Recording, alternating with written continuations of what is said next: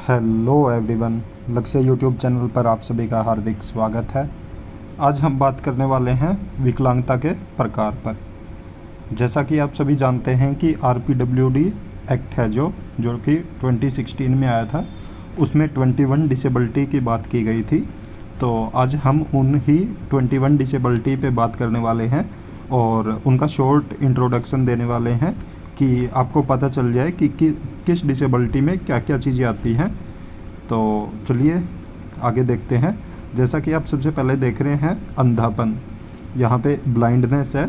यह दृष्टि के पूर्णतः कालेपन की स्थिति को संदर्भित करता है जिसमें किसी व्यक्ति की दोनों आँखों में अंधेरे और चमकदार रोशनी में अंतर करने में असमर्थता होती है।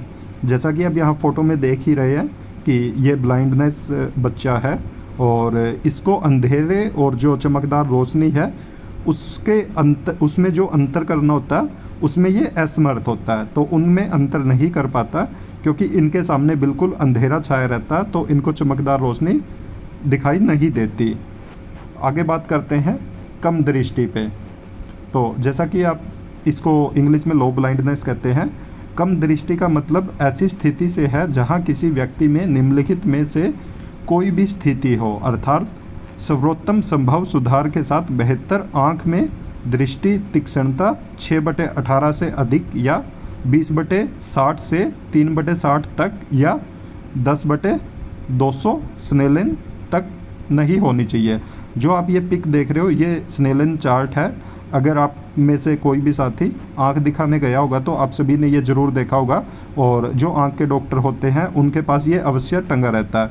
इसको हम स्नेलन चार्ट भी बोलते हैं। ये भी क्वेश्चन आ सकता है आपके पेपर में कि स्नेलन चार्ट क्या होता है। और तो इसमें बताया गया कि जो सर्वोत्तम सुधार है उसके साथ आपकी दृश्य तीक्ष्णता है वो 6/18 से अधिक नहीं होनी चाहिए या उसके अलावा 20/60 से 3/60 के बीच में होनी चाहिए या 10/200।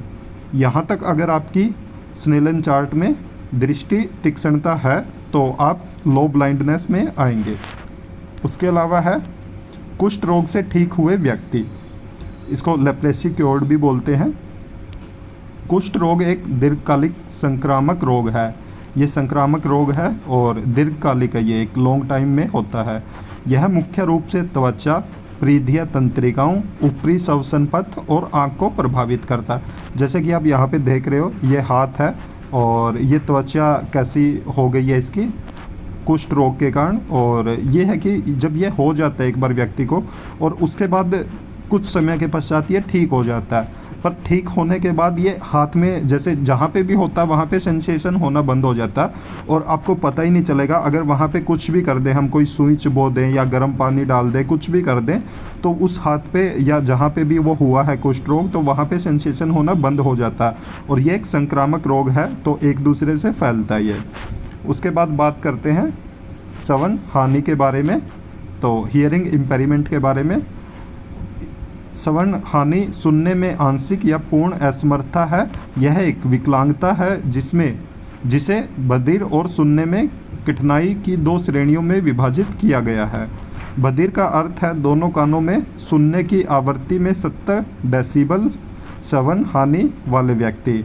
जो बिल्कुल ही बधिर है, जिनको बिल्कुल सुनाई नहीं देता, तो जैसे कि इसमें भी हम डिग्री में मापते हैं, तो यहाँ पे 70 डेसिबल जिनका सुनने की क्षमता है तो उनको हम बधिर में रखते हैं। अगर 70 जिनकी आवृत्ति 70 डेसिबल तक है तो उनको हम बधिर में रखेंगे, और जिनकी आवृत्ति 60 डेसिबल से 70 डेसिबल के बीच में है उनको हम सुनने में कठिनाई वालों में रखेंगे। तो यहाँ पे 2 कैटेगरी में डिवाइड किया गया हियरिंग लॉस को। तो उसके जैसा कि आप यहाँ पे देख रहे हो चित्र में, ये हियरिंग एड प्रोवाइड करवा रहे हैं, तो यहाँ पे हम सुनने में कठिनाई वाले में डालेंगे इसको। और जिसको बिल्कुल ही किसी भी कारण सुनाई नहीं देगा, चाहे कुछ भी हो जाए, तो उसको हम बधिर में डालेंगे। उसके बाद हम बात करते हैं लोकोमोटर विकलांगता की। लोकोमोटर विकलांगता का अर्थ है एक स्थान से दूसरे स्थान तक जाने में समस्या, यानी पैरों में विकलांगता, लेकिन सामान्य तौर पर इसे हड्डियों, जोड़ों और मांसपेशियों से जुड़ी विकलांगता के रूप में लिया जाता है। इससे व्यक्ति को चलने फिरने में दिक्कत आती है, चलना, सामान उठाना या हाथ से पकड़ना। जैसे कि आप चित्र में देख रहे हो यहाँ पे, इनको चलने में दिक्कत हो रही है, पकड़ने में दिक्कत हो रही है, तो इनको हम लोकोमोटर की स्थिति में डालेंगे और इनको एक स्थान से दूसरे स्थान में जाने में समस्या का सामना करना पड़ता है। कहीं ऊपर चढ़ना हो तो तब भी समस्या का सामना करना पड़ता है। ये बिना किसी एड्स के तो बिल्कुल भी नहीं चल पाते। इसलिए इसके बाद बात करते हैं हम बौनापन की।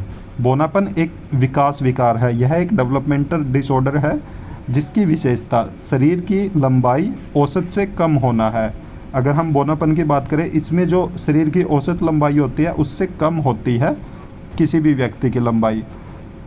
इसकी अगर बात करें तो हम ड्वार्फिज्म में किन लोगों को डालेंगे, तो इसमें बताया गया कि जो भी 4 फीट 10 इंच से कम हो तो उनको हम बौनापन की स्थिति में डालेंगे। यहाँ पे सेंटीमीटर में भी बताया गया कि अगर आप 147.32 सेंटीमीटर से कम हैं तो आप बौनापन की कैटेगरी में आएंगे।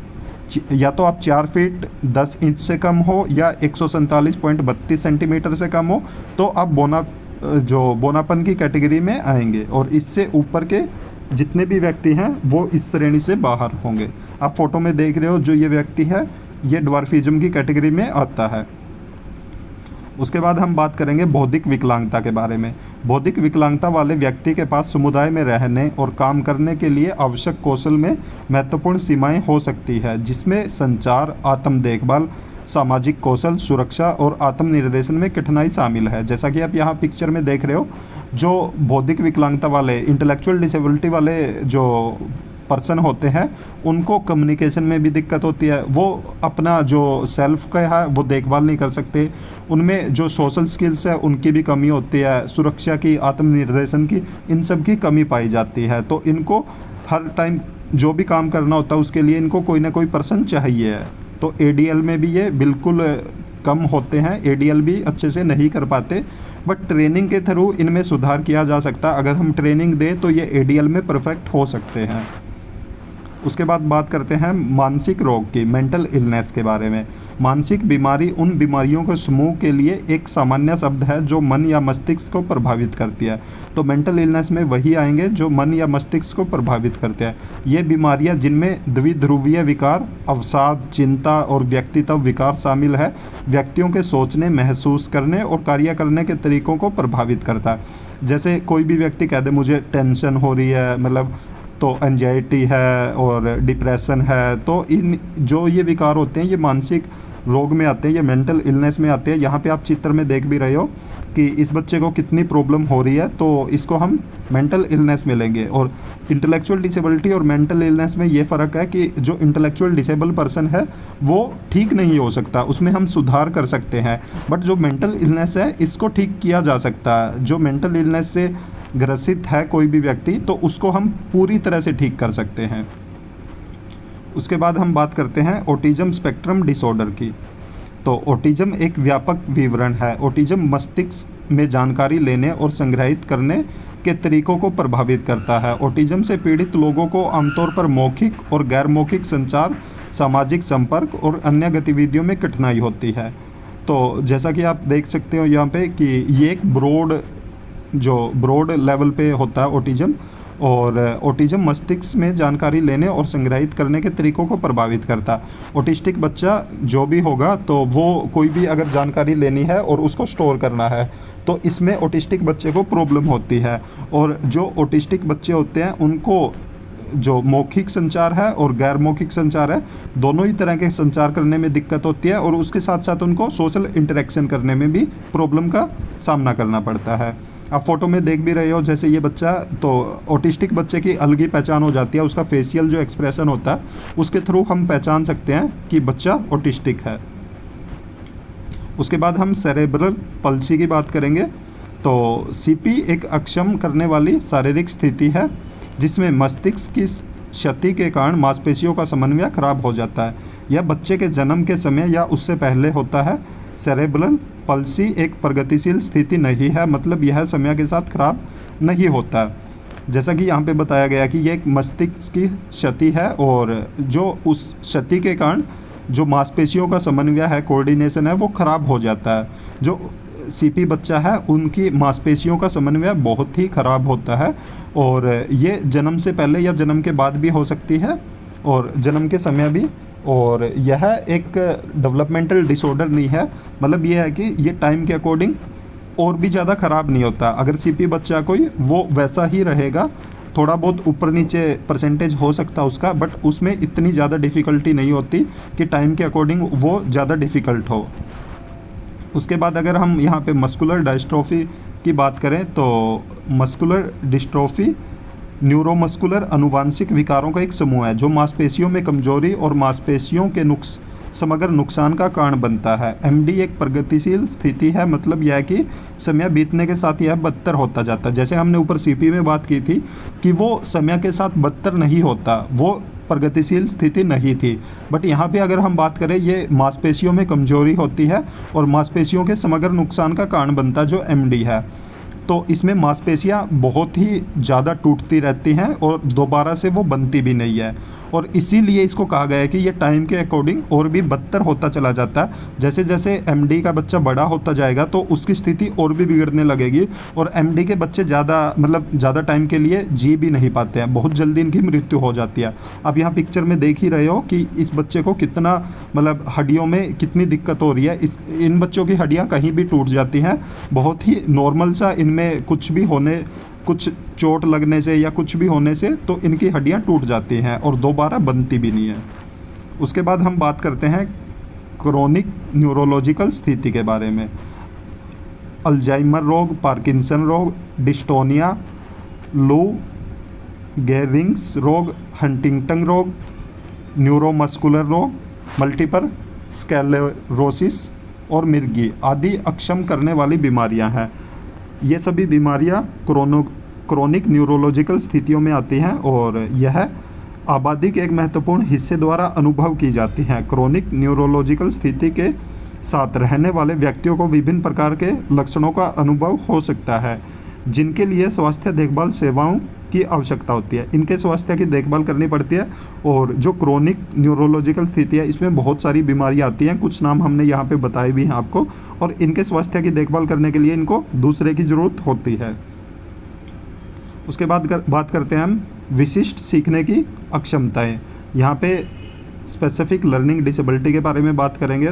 विशिष्ट सीखने की अक्षमताएँ अक्षम करने वाली स्थितियों का एक समूह है जो किसी व्यक्ति की सीखने, सुनने, सोचने, बोलने, लिखने, वर्तनी या गणितीय गणना करने की क्षमता को बाधित करती है। विशिष्ट सीखने की अक्षमताओं के उदाहरण डिस्प्रैक्सिया, मोटर योजना बनाने, शरीर की उचित प्रतिक्रिया करने में असमर्थता। तो जो डिस्प्रैक्सिया है वो मोटर स्किल से रिलेटेड है, और डिस्ग्राफिया है वो लिखने से संबंधित है, डिस्कैल्कुलिया है वो गणित से संबंधित है। ध्यान की कमी और अति सक्रियता विकार, इसको ADHD भी बोलते हैं हम। इसमें जो भी बच्चा होता है वो अति सक्रिय और व्याकुलता और आवेग होता है उसमें। तो यहाँ पे आप पिक्चर में देख भी रहे हो कि जो स्पेसिफिक लर्निंग डिसेबिलिटी वाले बच्चे को कैसे सिखाया जा रहा है। उसके बाद हम बात करते हैं मल्टीपल स्क्लेरोसिस के बारे में। तो मल्टीपल स्क्लेरोसिस एक अक्षम करने वाली बीमारी है जो सेंट्रल नर्वस सिस्टम को प्रभावित करती है। जो ये MS है वो सेंट्रल नर्वस सिस्टम को प्रभावित करती है। यह मस्तिष्क और शरीर के विभिन्न अंगों के भीतर सूचना के प्रवाह को रोकता है। तो इससे मस्तिष्क और जो भी शरीर है उसके विभिन्न भागों के अंदर जो सूचना जाती है उसके प्रवाह को रोकता है। समय के साथ MS तंत्रिकाओं को स्थायी क्षति पहुंचा सकता है। तो जैसे जैसे समय होता है उसके साथ साथ ये तंत्रिकाओं को स्थायी क्षति भी पहुंचाता है। इसके लक्षण है कुछ कि थकान होना, कमजोरी, दर्द, झुनझुनी और सुनता, मांसपेशियों में ऐंठन, अकड़न और कमजोरी, चलने या संतुलन बनाने में कठिनाई, सिर चकराना और चक्कर आने, सोचने और यादाश्त में समस्या, दृष्टि और सुनने में बदलाव, दृष्टि संबंधी समस्याएं, सोचने सीखने में समस्याएं, नियोजन, अवसाद और चिंता, यौन समस्याएं, मूत्राशय की समस्या, आंत समस्या, बोलने और निगलने में कठिनाई MS के कुछ लक्षण हैं। तो ये मल्टीपल स्क्लेरोसिस के लक्षण है। उसके बाद वाणी और भाषा विकलांगता, तो स्पीच एंड लैंग्वेज डिसेबिलिटी, वाक और भाषा विकलांगता का अर्थ है जैविक या तंत्रिका संबंधित कारणों से वाक और भाषा के एक या अधिक घटकों को प्रभावित करने वाली वाचाघात जैसी स्थितियों से उत्पन्न होने वाली स्थायी विकलांगता। तो ये जैविक या तंत्रिका संबंधी कारणों से उत्पन्न होती है, जो हमारा स्पीच एंड लैंग्वेज डिसेबिलिटी है, और इसमें ये स्थायी विकलांगता होती है। तो अगर एक बार ये व्यक्ति को हो जाता है तो उसके बाद इसको ठीक नहीं किया जा सकता। उसके बाद हम बात करते हैं थैलेसीमिया की। तो थैलेसीमिया एक आनुवांशिक रूप से विरासत में मिला रक्त विकार है जो कम या असामान्य हीमोग्लोबिन के उत्पादन की विशेषता है। अगर थैलेसीमिया वाले जो पर्सन है तो थैलेसीमिया होने का कारण है हीमोग्लोबिन के उत्पादन की कमी। तो असामान्य हीमोग्लोबिन होता है और उसके उत्पादन की कमी होती है। थैलेसीमिया के कारण बड़ी संख्या में लाल रक्त कोशिकाएं नष्ट हो जाती है जिससे एनीमिया हो जाता है। तो इसका जो हमारी रेड ब्लड सेल्स हैं वो कोशिकाएं नष्ट हो जाती हैं और इसके कारण एनीमिया हो जाता है, और एनीमिया के परिणाम स्वरूप थैलेसीमिया से प्रभावित व्यक्ति की त्वचा पीली, थकान और मूत्र का रंग गहरा हो जाता है। आप यहाँ पे देख भी सकते हैं कि जो नॉर्मल ब्लड सेल्स हैं वो कैसे हैं और थैलेसीमिया वाले पर्सन के ब्लड सेल्स कैसे होते हैं, तो उनका यहाँ पे डिफरेंस दिखाया गया है। उसके बाद हम बात करते हैं हीमोफीलिया की। हीमोफीलिया भी एक रक्त विकार है जिसमें रक्त का थक्का बनने वाले प्रोटीन की कमी होती है। इन प्रोटीनों की अनुपस्थिति में रक्तस्राव सामान्य से अधिक समय तक होता रहता है। हीमोग्लोबिन लगभग हमेशा पुरुषों में होता है, महिलाएं हीमोग्लोबिन से बहुत कम प्रभावित होती है। तो इसमें यह बताया गया कि जो हीमोफीलिया है उसमें रक्त का थक्का जो जमने वाला प्रोटीन होता है उसकी कमी हो जाती है, और उसकी कमी के कारण फिर रक्तस्राव जो सामान्य से अधिक होता है। अगर आपको कहीं भी चोट लग जाएगी और आप हीमोफीलिया से ग्रसित हैं तो आपका जो ब्लड है वो रुकेगा नहीं। जैसे अगर नॉर्मल पर्सन को कहीं चोट लग जाए तो कुछ टाइम के बाद उनका ब्लड आना रुक जाता है, बट जो हीमोफीलिया के कैंडिडेट हैं उनका रक्तस्राव होता जाता है और उनको फिर इमरजेंसी में लेके जाना पड़ता है और वहाँ पे जाकर ही इनका रक्तस्राव रुकता है। और इसमें ये बताया गया कि ये तकरीबन पुरुषों में होता है, महिलाओं में नहीं होता। यहाँ पे फ़ोटो में दिखाया भी गया कि महिलाएं कैरियर बन सकती हैं जो हीमोफीलिया है उसका, बट ये ज़्यादा इफ़ेक्ट नहीं करता महिलाओं को, इफ़ेक्ट करता है ये पुरुषों को ही, पूरी तरह ये पुरुषों में पाया जाता है। उसके बाद हम बात करते हैं सिक्कल सेल की। सिक्कल सेल रोग रक्त विकारों का एक समूह है जिसके कारण लाल रक्त कोशिकाएं हंसिया के आकार की हो जाती हैं, विकृत हो जाती है और टूटने लगती है। यह आनुवंशिक रूप से स्थानांतरित होने वाली बीमारी है। तो आप देख रहे हो जैसे कि यहाँ ये पिक्चर में दिखाया गया कि नॉर्मल जो रेड ब्लड सेल्स है वो कैसी है और सिक्कल रेड ब्लड सेल्स हैं वो कैसी है। इसको सिक्कल इसीलिए नाम दिया गया क्योंकि ये सिक्कल के आकार का है। आप यहाँ पे रेड ब्लड सेल्स देख रहे हो कि ये सिक्कल टाइप में हो जाता है और ये आनुवंशिक है, ये एक पीढ़ी से दूसरी पीढ़ी में स्थानांतरित होता है। उसके बाद हम बात करते हैं बहरा, अंधापन सहित अनेक विकलांगताएं, multiple disability with deaf blindness के बारे में। एकाधिक विकलांगता, दो या दो से अधिक विभिन्न प्रकार की शारीरिक विकलांगताओं, दो अलग अलग मानसिक विकलांगताओं या शारीरिक और मानसिक विकलांगताओं के संयोजन की एक साथ घटना है। एकाधिक विकलांगता के सामान्य उदाहरण है जैसे बौद्धिक विकलांगता के साथ अंधापन या मानसिक मंदता के साथ ऑर्थोपेडिक हानि, लोकोमोटर विकलांगता और भाषण हानि। तो यहाँ पिक्चर में दिखाया भी गया कि जो ये बच्चा है इसको सुनने में भी प्रॉब्लम है, देखने में भी प्रॉब्लम है और साथ में ये मानसिक मंद भी लग रहा। तो जब दो या दो से अधिक डिसेबिलिटी पाई जाए तो उसको हम मल्टीपल डिसेबिलिटी में काउंट करेंगे। उसके बाद हम बात करते हैं एसिड अटैक पीड़िता की। एसिड अटैक सर्वाइवर वे लोग हैं, इनमें ज़्यादातर महिलाएं होती हैं, जो एसिड फेंकने के अपराध का शिकार बने। इन घटनाओं से अक्सर पीड़ित का चेहरा और शरीर के अन्य अंग विकृत हो जाते हैं। जैसा कि आप पिक्चर में देख भी रहे हो कि इनका चेहरा बिल्कुल कितना ख़राब हो चुका है। तो एसिड अटैक पीड़िता वही हैं जो तेजाब फेंकने से या कुछ भी अन्य पदार्थ फेंकने से जिनको चेहरा और अन्य अंग विकृत हो जाते हैं, तो उनको हम एसिड अटैक सर्वाइवर में की कैटेगरी में डालते हैं। उसके बाद हम बात करते हैं पार्किंसन रोग की। पार्किंसन रोग केंद्रीय तंत्रिका तंत्र विकार है जो चलने फिरने को प्रभावित करता है। पीढ़ी की विशेषता कंपकंपी और कठोरता है। यह एक प्रगतिशील बीमारी है जिसका अर्थ है कि यह समय के साथ बिगड़ती जाती है। जैसा कि आप फोटो में देख भी रहे हो कि इनकी जैसे हाथ हैं वो कंपकंपी और कठोर हैं। तो और ये एक प्रगतिशील मतलब डेवलप होने वाली बीमारी है, यह समय के साथ बिगड़ती जाती है। तो यहाँ पे उम्मीद करते हैं कि आपको ये 21 डिसेबिलिटी अच्छे से समझ में आई होगी, और हमने फ़ोटो के थ्रू आपको हर डिसेबिलिटी दिखाने की कोशिश की है ताकि आप ज़्यादा से ज़्यादा समझ सकें, क्योंकि पिक्चर को देख के आप और भी ज़्यादा अच्छे से समझ सकते हैं चीज़ों को। और हमने हर एक पिक्चर को यहाँ पे एक्सप्लेन भी किया है, तो हम उम्मीद करेंगे कि आपको ज़्यादा से ज़्यादा समझ आए। और ये जो 21 डिसेबिलिटी है इनके बारे में बहुत सारे जो साथी हैं उनको नहीं पता होता 21 की 21 डिसेबिलिटी के बारे में। तो हमने कोशिश की है कि 2-2 लाइनों में हम 21 डिसेबिलिटी को यहाँ पे मेंशन करें और उनके बारे में बताएं, ताकि आपको एक आइडिया मिल जाए सभी डिसेबिलिटीज़ के बारे में और आपको एक समझ बने। और आगे हम ये हमने अभी मतलब शॉर्ट में एक्सप्लेन किया इनको, आगे जाके हम विस्तृत रूप से भी इन पे वीडियो बनाएंगे। बस हमारा फ़िलहाल मकसद था कि एक अप्रोच का पता चले आपको कि 21 डिसेबिलिटी है और उनमें किस डिसेबिलिटी में क्या आता है। तो हमने कोशिश की है कि आपको ज़्यादा से ज़्यादा चीज़ें समझ आए, और आपके भी सपोर्ट की ज़रूरत है हमें। तो आप भी सपोर्ट कीजिए, वीडियो को ज़्यादा से ज़्यादा लाइक कीजिए, शेयर भी कीजिए साथ में अपने दोस्तों के साथ जो भी तैयारी कर रहे हैं स्पेशल एजुकेटर की। जैसा कि आप सभी देख रहे हैं कि पोस्ट भी आ चुकी है, और हम कोशिश करेंगे कि ज़्यादा से ज़्यादा मटेरियल आपको प्रोवाइड करवाएं जितना हो सके हमसे। तो जितना आपका ज़्यादा सपोर्ट रहेगा उतना ही हमारा भी सपोर्ट रहेगा कि आप ज़्यादा से ज़्यादा आपके लिए वीडियो बनाएं। तो ऐसी और भी इन्फॉर्मेशन पाने के लिए आप हमारे यूट्यूब चैनल को ज़रूर सब्सक्राइब करें, साथ में बेल आइकन का बटन ज़रूर दबाएं ताकि जब भी हम वीडियो अपलोड करें तो तुरंत आप तक नोटिफिकेशन पहुंच जाए। Thank you.